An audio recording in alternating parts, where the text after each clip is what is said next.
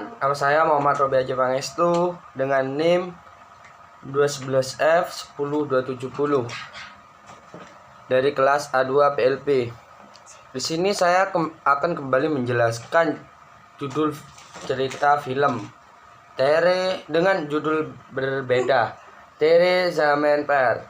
Diceritakan seorang anak laki-laki yang duduk di bangku sekolah dasar bernama Ihsan dan Kishore Awasthi. Ihsan adalah seorang anak yang tidak bisa mengikuti kegiatan di sekolahnya dengan baik. Bahkan ia sering dicap sebagai anak yang bodoh, nakal, dan malas oleh gurunya. Bukan hanya itu saja, Ihsan juga memiliki kesulitan dalam membaca maupun menulis. Padahal semua teman-teman sekelasnya sudah pandai membaca. Ihsan kesulitan mengenal huruf, misalnya membedakan antara D dengan B atau P. Ihsan juga susah membedakan suku kata yang bunyinya hampir sama, misalnya top dengan pot atau ring dengan sing. Bukan hanya itu, Ihsan juga sering menulis huruf secara terbalik sehingga membuat orang-orang yang membaca tulisannya kebingungan. Karena kekurangannya Ihsan tersebut, dia pun sering mendapat nilai yang buruk dari sekolah dan tidak pernah mengerjakan PR.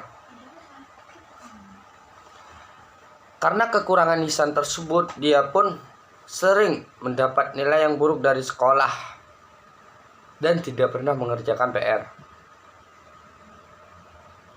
Akibatnya, Ihsan menjadi langganan hukuman dari guru-guru dan kepala sekolahnya. Namun, orang tua Ihsan tidak pernah mengerti akan kelebihan Ihsan dan memindahkan Ihsan ke sekolah lain memiliki kurikulum lebih disiplin. Ihsan pun yang awalnya adalah anak yang ceria kini menjadi pemurung akibat tertekan dan jauh dari keluarganya di sekolah itu.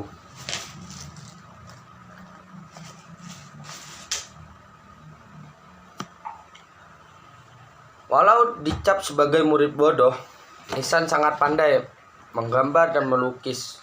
Bahkan, buku-buku di sekolahnya pun penuh dengan gambaran hasil karyanya atau gambar-gambar dan hasil karyanya itu.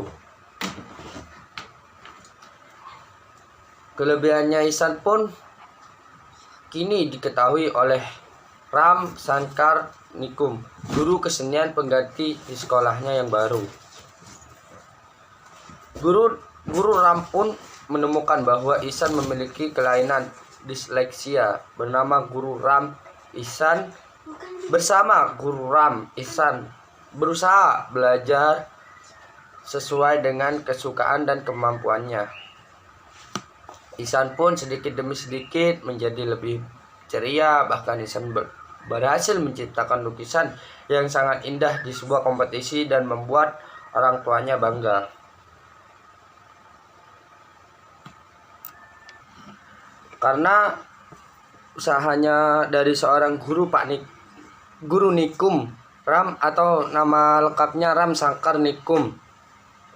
Dari guru kesenian ini, coba diem. Karena usahanya lah Ihsan pun bisa menjadi seorang anak yang memiliki kelebihan atau mengajarinya tambah kreatif dan mulai ceria. Dan latar belakang dari Ihsan ini adalah orang tuanya sendiri yang membeda-bedakan dari kakaknya, karena kakaknya pintar dan jauh dari Ihsan sendiri yang sangat bodoh menurut orang tuanya. Bahkan Pak Nikum ini atau seorang guru kesenian ini pernah mendatangi ke rumah orang tuanya Ihsan dan ditolak mentah-mentah oleh kedua orang tuanya Ihsan. Namun guru kesenian ini tidak pernah letih untuk berusaha mengajari Ihsan dan mencari jalan keluarnya melalui kepala sekolah, dan akhirnya orang tuanya Ihsan ini dipanggil ke sekolahnya. Dan Pak guru kesenian ini memiliki rencana yang sangat baik bagi keluarga Ihsan maupun bagi Ihsannya sendiri. Dan akhirnya pun orang tuanya Ihsan atau kedua orang tua Ihsan ini pergi ke sekolahannya. Dan para guru pun saat sampai di sekolahnya, para guru dari sekolahnya Ihsan ini memarahi orang tuanya Ihsan satu persatu.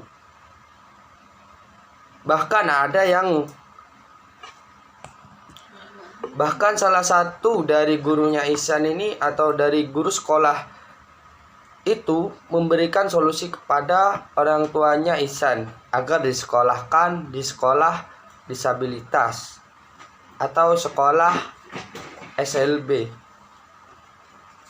Tapi Panikum ini menolaknya karena Ihsan ini memiliki kelebihan yang tidak dimiliki oleh teman-teman sebayanya.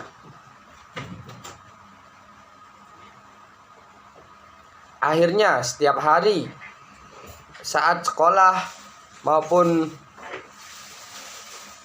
istilahnya sekolah lah intinya, Panikum ini selalu mengajari Ihsan agar bisa menjadi kreatif dan pintar dengan beberapa metode yang diberinya, metode mengajar yang diberikan kepada Ihsan.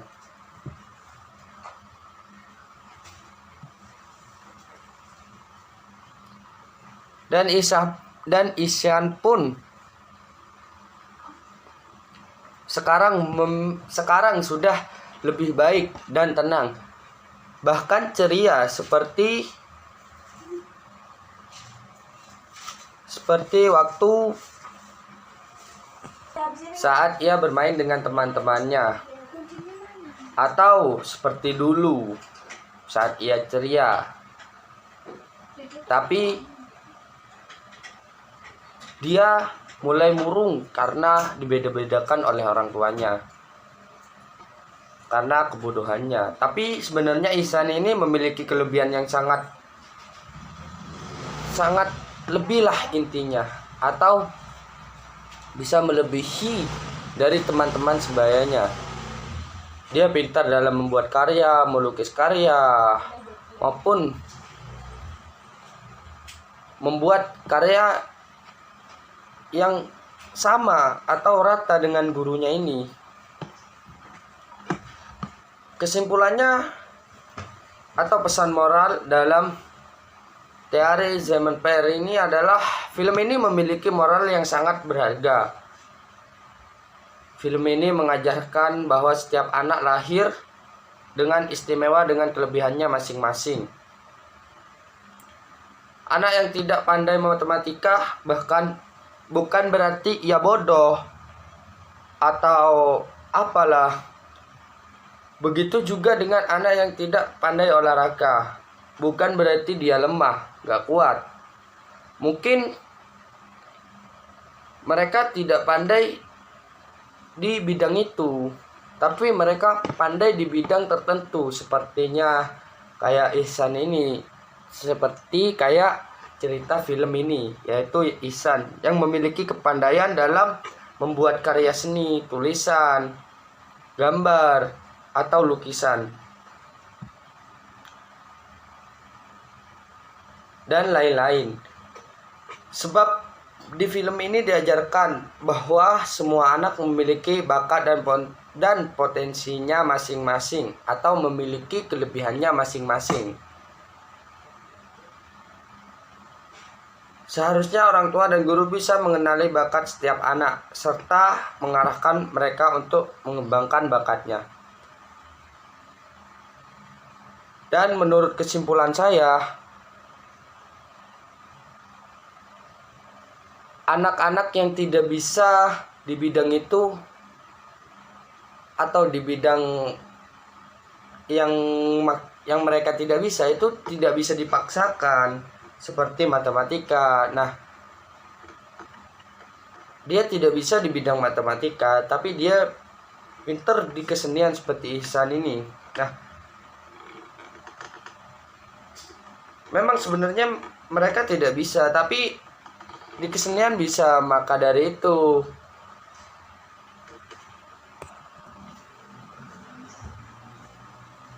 karena sejatinya setiap anak itu memiliki kemampuannya masing-masing. Meskipun mereka tidak pandai di bidang akademi, mungkin dia bisa di bidang non akademik seperti olahraga, praktek maupun lain-lain. Tapi ada yang dan sebaliknya kayak itu, yang tidak bodoh atau bodoh di non akademik tapi dia pinter di akademik, seperti itu. Semua orang ini memiliki kelebihan dan kekurangannya masing-masing yang diberikan oleh Tuhannya. Maka dari itu, ayo kita semua, para orang tua, para anak-anak juga yang nantinya akan menjadi orang tua, ayo mulailah mengerti dan mau mengiyakan kemampuan dari anaknya tersebut. Mungkin itu saja menurut pendapat saya sendiri. Dan saya sendiri terima kasih.